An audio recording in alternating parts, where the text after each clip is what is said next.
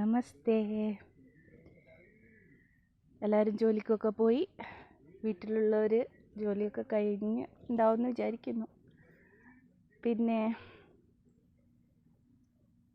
ഇനിയിപ്പോൾ നാളെയല്ല, നാളെ ഞായർ, തിങ്കളാഴ്ചയാണ് ഫെയർവെൽ പാർട്ടി ഉള്ളത്. അപ്പോൾ അതിന് പോകണം. അങ്ങനെ ഓരോന്നും. ഇനി ആ ഒരാഴ്ച കഴിഞ്ഞാൽ എക്സാം ആയിട്ടോ. ഇപ്പോൾ ഇങ്ങനെ തുരത്തുരാന്ന് വീഡിയോസ് ഇടുന്നുണ്ട്. എക്സാമിന് കാണില്ല കേട്ടോ. എക്സാമിൻ്റെ മൂഡ്. അത് കഴിഞ്ഞ് പിന്നെ വെക്കേഷൻ ആണല്ലോ. 2 മാസം ചുമ്മാ വീട്ടിൽ കുത്തിരിക്കുകയല്ലേ. ആ ഒരു ഗ്യാപ്പ് കഴിഞ്ഞിട്ട് ഇനി ജോലി എന്നൊക്കെ പറഞ്ഞ് നോക്കണം. ആ 2 മാസം നോക്കിക്കൂടെ എന്ന് വിചാരിക്കുന്നുണ്ടാവില്ലേ. ആ 2 മാസം നോക്കാത്ത വേറൊന്നല്ല, വെക്കേഷനല്ലേ, മക്കളുള്ളതല്ലേ. അന്നിപ്പോൾ അവരുടെ കൂടെ കുറച്ച് എൻജോയ് ചെയ്യാമെന്നല്ലേ, ചെയ്യാലോ. അതുകൊണ്ട് അത് കഴിഞ്ഞ് എന്തായാലും ജോലി നോക്കൂ കേട്ടോ. വെറും പഠനമായിട്ടുണ്ടെങ്കിൽ ശരിയാകത്തില്ലല്ലോ. ജോലി നോക്കും, ജോലീൻ്റെ കൂടെ പഠിക്കും. ഞാൻ പറഞ്ഞിട്ടുണ്ടല്ലോ, ഡിഗ്രി എല്ലാത്തിനും അതിൻ്റേതായ സമയമുണ്ടല്ലോ ദാസ. അതേമാതിരി പഠിക്കേണ്ട പ്രായത്തിൽ പഠിക്കാനുള്ള ചാൻസ് ഒന്നും കിട്ടിയില്ല. ഓരോരോ വിധിയൊക്കെ ആയിരിക്കും അല്ലേ. പിന്നെ ഇന്നിപ്പോൾ എന്താ നമ്മൾ പറയുന്നത്, പ്രതീക്ഷകൾ. ഓരോരോ ദിവസങ്ങൾ, മാസങ്ങൾ, വർഷങ്ങളൊക്കെ എങ്ങനെ നീങ്ങുന്നത്, നമ്മൾ ഓരോരോ പ്രതീക്ഷകളുണ്ട് അല്ലേ. ഇപ്പം എനിക്ക് എൻ്റേതായിട്ടുള്ള പ്രതീക്ഷകളുണ്ട്. അതിന് മുന്നേ ഞാൻ ഇന്ന് സംസാരിക്കുന്നത് നടന്നും കൊണ്ടാട്ടോ. ഒരു ചേഞ്ച്, ആരാ ഇഷ്ടപ്പെടാത്തത് ചേഞ്ച്? വട്ടായി തോന്നുന്നുണ്ടോ? ഇല്ല അല്ലേ. ഇങ്ങനെ വന്ന് നടന്നുകൊണ്ട് സംസാരിക്കുമ്പോൾ വലിയ കുഴപ്പമൊന്നുമില്ലല്ലോ അല്ലേ. അപ്പം നമ്മൾക്ക് ഓരോരോ ദിവസങ്ങളും മാസങ്ങളും വർഷങ്ങളും ഒക്കെ ഓരോരോ പ്രതീക്ഷകൾ മൂലം അങ്ങനെ കടന്നു പോകാം അല്ലേ.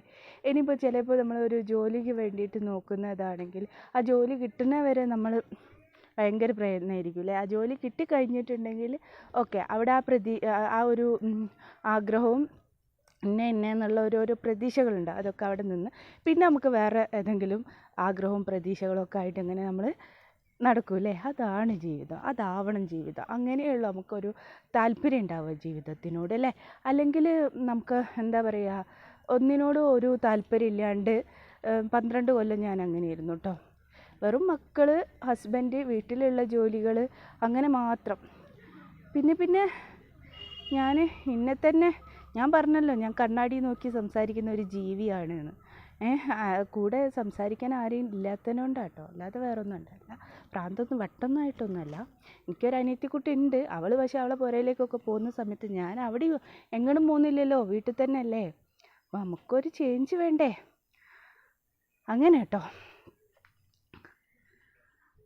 അന്നപ്പോൾ പിന്നെ ഇപ്പോൾ എന്ന് വെച്ചിട്ടുണ്ടെങ്കിൽ നമുക്ക് സമയം, അതാ പറയാം, നമ്മൾ എന്തിനെങ്കിലും നമ്മുടെ മനസ്സ്, നമ്മുടെ പ്രവൃത്തികളെ എൻഗേജ്ഡ് ആയിട്ടുണ്ടെങ്കിൽ നമുക്ക് ഒരു ദിവസത്തിൻ്റെ 24 മണിക്കൂറൊന്നും മതിയാവില്ല. കുറച്ചുകൂടി ടൈം കിട്ടിയിരുന്നെന്ന് വിചാരിക്കും. പക്ഷേ ഒറ്റൊരു കാര്യമുണ്ട് കേട്ടോ. എന്തെന്നെ ടൈമില്ല എന്ന് പറഞ്ഞാലും സമയത്തിന് ചെയ്തു കൊടുക്കേണ്ടതായ കാര്യങ്ങളുണ്ട്. ഒരു ഭർത്താവ് ഭാര്യയ്ക്ക്, അല്ലെങ്കിൽ ഭാര്യ ഭർത്താവിന്, അല്ലെങ്കിൽ അമ്മ അച്ഛനെന്ന് പറഞ്ഞിട്ട്, അതപ്പോൾ ഞാനൊരു അമ്മയാണ്, ഞാൻ എൻ്റെ മക്കൾക്ക് ചെയ്തു കൊടുക്കേണ്ട കാര്യങ്ങളുണ്ട്. അതേമാതിരി തന്നെ അങ്ങനെ എത്ര തന്നെ സമയമില്ലെങ്കിലും ഒരു അരമണിക്കൂർ, 1 മണിക്കൂർ അതിനൊക്കെ കണ്ടെത്തണം. അത് വേണ്ടേ അല്ലേ. അയ്യോ എനിക്ക് ടൈം കിട്ടില്ല എന്ന് പറഞ്ഞിട്ട് അത് പാടില്ലല്ലോ അല്ലേ. അപ്പം നമ്മളൊക്കെ അങ്ങനെ തന്നെയുള്ള ആൾക്കാരാണ് അല്ലേ. എന്തെങ്കിലുമൊക്കെ ഇതാവുമ്പോൾ എന്നാലും നമ്മളെ വീട്ടിനെ ശ്രദ്ധിക്കാണ്ടൊന്നുമില്ലല്ലോ അല്ലേ. എല്ലാവരും ശ്രദ്ധിക്കുന്നവർ തന്നെയല്ലേ അല്ലേ. അപ്പം ഞാനായാലും നിങ്ങളായാലും ഒക്കെ ശ്രദ്ധിക്കുന്നവരാണ്. പിന്നെ എന്താ വെച്ചാൽ സമയം ഇല്ലയെന്നും പറഞ്ഞിട്ട് ഓരോരോ എന്താ പറയുക, വാല്യുബിൾ മൊമെൻ്റ് എന്ന് പറയും അല്ലേ. അങ്ങനത്തെയൊക്കെ ഓരോ നിമിഷങ്ങൾ നമ്മൾ ഒഴിവാക്കരുത്, അത് മിസ് ചെയ്യരുത്. ലൈഫിൽ കിട്ടേണ്ടപ്പോൾ കിട്ടണം. കുട്ടിക്കാലത്ത് മക്കൾക്ക് കൊടുക്കേണ്ട സ്നേഹവും ഇതൊക്കെ അവർ കുറച്ചുകൂടി കഴിഞ്ഞ് കൊടുത്തിട്ടുണ്ടെങ്കിൽ അവർക്ക് അതൊന്നും വാങ്ങിക്കാനൊന്നുള്ള നേരം ഉണ്ടാവില്ല. കാരണം കൊടുക്കേണ്ട സമയത്ത് കൊടുക്കണം. അതേമാതിരി തന്നെയാണ് പ്രായമുള്ള ആൾക്കാർ വീട്ടിലുണ്ടെങ്കിൽ അവർക്ക് കൊടുക്കേണ്ട സ്നേഹം, അല്ലെങ്കിൽ അവർ എന്തെങ്കിലും പറയുന്നത് കേട്ട് ഇരിക്കേണ്ട ടൈമിന്, അല്ലാതെ എന്താ പറയുക, നമ്മുടേതായിട്ടുള്ള ഇത് പോയി കഴിഞ്ഞിട്ട് അതാ ഞാൻ പറഞ്ഞത്, കുറച്ചൊരു ടൈം എല്ലാവർക്കും വേണ്ടിയിട്ട് മാറ്റി വെക്കുന്നതാവില്ലേ നന്നാവുക. അപ്പം ഞാൻ എന്തായിരുന്നു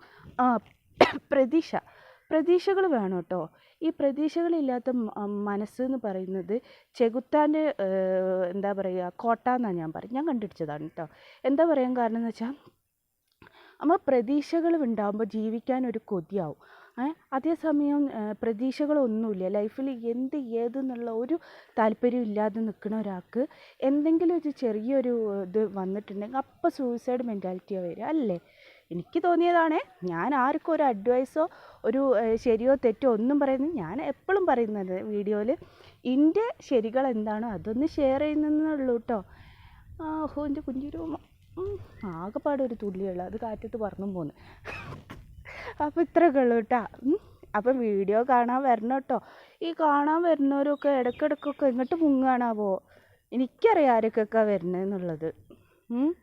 അപ്പം വരണം കേട്ടോ. നമുക്ക് ഇടയ്ക്കൊക്കെ ഇങ്ങനെ സംസാരിക്കാമെന്നേ, അല്ലെങ്കിൽ നമ്മളൊക്കെ മറന്നു പോവില്ലേ?